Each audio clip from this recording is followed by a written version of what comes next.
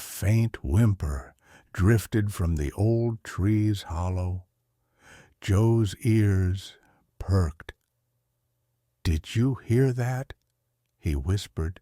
Inside, curled like a leaf, lay a tiny stuffed bear, its fur worn, one ear drooping. Jack's eyes softened.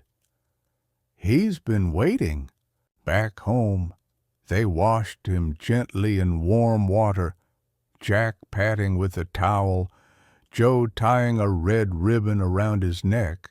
The bear's stitched mouth curled just slightly. Joe blinked. Did he smile? Jack nodded.